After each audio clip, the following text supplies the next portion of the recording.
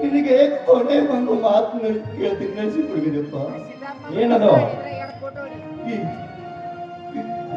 ಈ ನನ್ನ ಧರ್ಮ ದೇವತೆಯ ಶವ ಸಂಸ್ಕಾರನು ಮಾಡಿ ಹೋಗ್ತೇನೆ.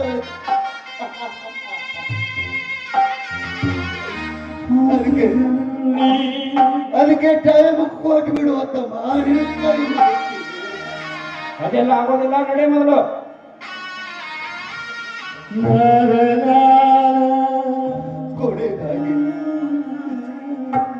ಕೊನೆಯದಾಗಿ ಒಂದೇ ಒಂದು ಮಾತು.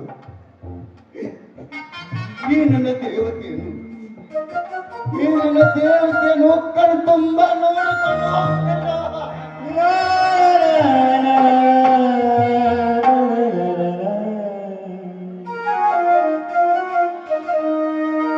ಕಣ್ಣಿಗೆ ಕಾಣದ ನಾಟಕಕಾರ ನಿನಗೆ ನನ್ನ ನಮಸ್ಕಾರ. ಕಣ್ಣಿಗೆ ಕಾಣದ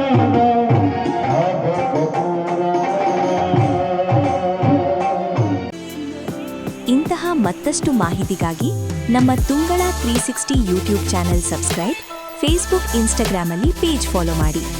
ನಿಮ್ಮ ಅನಿಸಿಕೆ, ಸಲಹೆ, ಸೂಚನೆಗಳನ್ನು ಕಮೆಂಟ್ ಮಾಡಿರಿ. ಧನ್ಯವಾದಗಳು.